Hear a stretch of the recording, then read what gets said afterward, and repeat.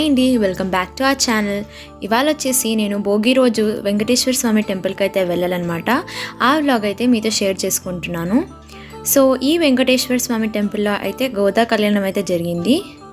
So ఇవాళ ఆ vlog అయితే మనం చూసేద్దాం. సో ఇది వచ్చేసి ఎంట్రన్స్ అన్నమాట. సో బయటంతా ఇలా ఉంటుంది, కింద అయితే కూడా అయ్యప్ప సన్నిధానం కూడా ఉంటుంది. అందులో కూడా వెళ్ళి చూద్దాము, లాస్ట్లో చూపిస్తాను. సో ఇది వచ్చేసి ధ్వజస్తంభం.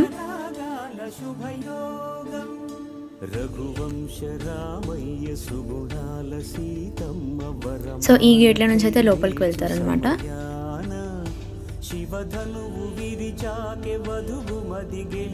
సో ఆ రోజు అయితే గోదా కళ్యాణం జరిగింది కాబట్టి అన్నదానం కూడా పెట్టారనమాట. సో చూసారు కదా, లోపలైతే చాలా బాగా డెకరేట్ చేశారనమాట. చామంతి పూలతో, గులాబీ పూలతో, అన్ని పూలతో కలిపి. సో అదంతా కూడా క్లియర్గా చూపిస్తాను.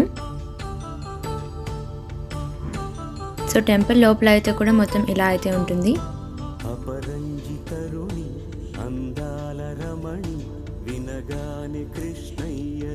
సో మేము వెళ్ళిన టైంకి అయితే కళ్యాణం అయితే అయిపోయింది. ఇంకా అక్కడ అందరూ నించొని ఫొటోస్ తీసుకుంటున్నారు.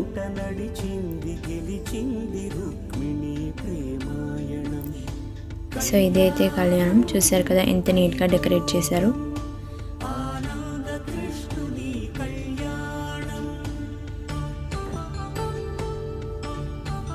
సో ఇక్కడ చూసారు కదా, ఇదైతే మెయిన్ గర్భగుడి.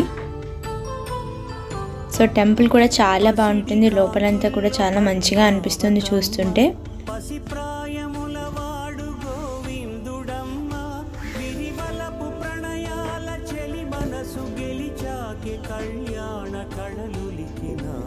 సో చూసారు కదా, ఇక్కడ కూడా డెకరేషన్స్ అయితే చేశారు.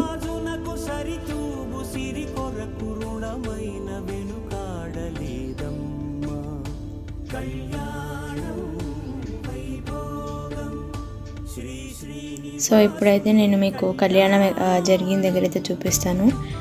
చూసారు కదా, బ్యూటిఫుల్గా అన్ని ఫ్లవర్స్తో హ్యాంగ్ చేసి, వెనకాలంతా కూడా న్యాచురల్ ఫ్లవర్స్తో మొత్తం చామంతి పూలు, గులాబీ పూలతో పెద్ద లోటస్ పెట్టారు. సో ఇక్కడైతే చేశారనమాట. చాలా బాగా అనిపిస్తుంది దాన్ని చూస్తుంటే, అక్కడ కళ్యాణం చూస్తుంటే మంచిగా ఉందన్నమాట చాలా.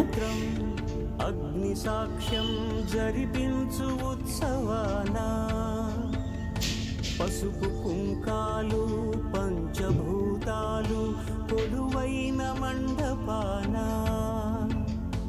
వరుడంటూ వధువంటూ.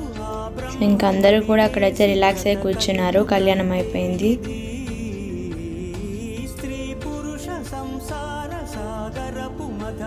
సో ఇక్కడైతే చూసారు కదా, ఇది వచ్చేసి ఇక్కడ టెంపుల్కి బయట అన్నమాట.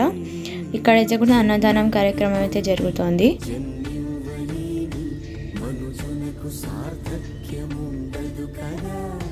మనుగడను నడిపించు కళ్యాణమును మించి రోగ కళ్యాణమే లేదుగా.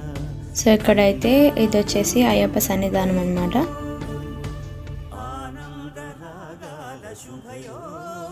సో చూసారు కదా లోపల.